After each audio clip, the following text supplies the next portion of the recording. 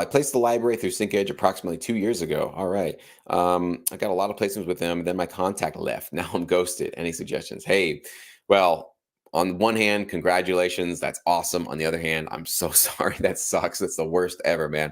This has definitely happened to me. So I'm really glad you came. I'm really glad you shared this. So I'm gonna share with you my story in the hopes to let you know basically that it's not the end of your career. It's not the end of your life. It sucks, and it might be the end of your relationship with this library. I don't know that, but I do want to let you know and be honest with you that that might be what's happening here. Okay. So I worked with a company from I think 2010 to about 2000 and it was 14 or 15, something like that. So it was a good 4 or 5 years. And they were one of the top dogs, top players. I did really, really well with them, started getting really nice placements, some custom opportunities, and definitely TV placements. And basically, how I got in with them is I happened to just message a producer on a library catalog, and I loved his rock music. And I just said, "Hey, man, I just love your rock music. I want to kind of pick your brain. Like, how are you getting those tones? How do you get those guitars and drums? Because like, my tracks don't sound as good as yours. I want to know what you're doing." And he's like, "Oh, cool. Thanks so much, man." He appreciated the compliment. He's like, "Oh, by the way, I'm sort of the A&R guy for this library over here, and we're looking for new composers. Like, you want to show me some of your stuff? We'd be interested in maybe taking you on board." I was like, wow, like struck the lotto, right? Just completely the right place, the right time. Talk to this guy. And I ended up signing with him. Now, he was my contact guy, and we had a shared connection. I actually ended up flying out to meet them. They were a library based out of basically outside of Detroit, a little bit in Michigan, and they wanted to have all of us come out, all the composers do like a photo shoot. They wanted to put together this kind of promo website and send it to their clients and all that kind of stuff. It was really cool. So I got to actually meet him. You know, it's kind of a rare thing in this business. A lot of times you're just doing phone calls and emails, but I got to meet him. Nice guy. He was about my age. It was like we were almost like brothers from other mothers. You know, it's like if I were living in this town, I would be him, and if he were living in my town, he would have been me. We were like basically the same kind of person doing the same thing, getting the sync licensing, both rock producers. It was just kind of eerie in a way, actually, but really cool dude.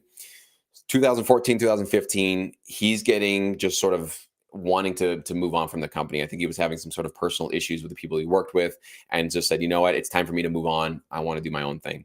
So he left. Okay. Now I did obviously have a great relationship with him. So with his new thing that he started building, I kept working with him and worked with him for many years after that. So that was a really great, awesome relationship that kept great. However, back at the company that I was with, now I'm handed off to essentially the CEO, which I'm thinking in the beginning, like, wow, this is even better. Like before I was just talking to a middleman kind of, but now I get the guy that'll actually, you know, be able to really give me thumbs up, thumbs down, give me notes or whatever. Well, it turned out that the CEO really, for whatever reason, he had probably some other reason, he wasn't very attentive to this company anymore. He had other projects he was working on. And so when I would email him, it would take 3 months, 4 months to get a response. In some ways, he was trying to help me, give me some notes, but in some ways, I would send him something, and it probably wasn't exactly what he wanted. And rather than helping to, like my previous contact would have worked with me and said, "Hell, try this, try this, try this, try this," he would have given me the time of day. The CEO just didn't have that time, and so I just never heard from him. And before long, it was about a year or so, I just figured this is over. Like, I just can't get this guy anymore. He won't respond to emails. I think this relationship is basically dead in the water. And that's exactly what happened is that company essentially kind of started to dry up because there was nobody there to kind of pick up that slack and start to, help the composers and do really well.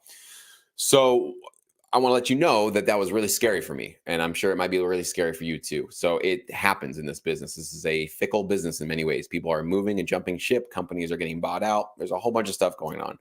But just know at the end of the day, you are still going to hopefully have a great relationship with your contact. That's what I would say first is get a hold of him or her, whoever it was, and try to just maintain an open dialogue with them because guaranteed almost they're probably not leaving the business and they're probably going to either go start something or go work with another company or do something. And if they've gotten to know you and your music and they love what you're doing, they're going to want to keep working with you. So definitely hold on to that. And just know that libraries come and go, relationships come and go, contracts come and go. They have in my career, but they have not stopped me from doing this full time. So even though you've probably been feeling like you've kind of been making these great steps up and now you have this, sort of a big, feels like a step backwards, right? Or kind of like, you're just like, I don't know, you're sort of in limbo. You don't know where you're going with this.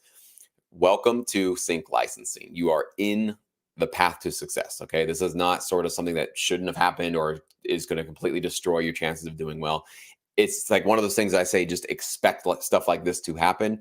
And this is where you got to really rally, right? You got to kind of like pick yourself up. You got to think about what you want to do and start making some actionable moves to move forward. So the more you sort of like just push forward, and actually start making new connections, reaching out, maybe even partnering with a new library, just doing things will take care of that anxiety. Because if you just sit there and wonder what's going to happen, I don't know, is this like, if you're just kind of just sitting and just sulking in that anxiety, it's going to get worse and worse and worse and worse. The antidote to all of that stuff is just go do work, go do stuff, go make music, go create relationships, go reach out to your contact and try to get something, get some new fires essentially started, because fires will, you'll be surprised how, I wouldn't say easy, but how doable it is to get yourself back on track. Because you'll think that might be the end of your career, and everybody else that's hearing this, it's not. Okay, getting rejected by a library, losing your contact with a library getting bought out, and everybody going out of business. These things happen. Okay, so you got to realize that this is going to probably happen in your career at some point, and just know it doesn't have to be the end if you don't want it to be.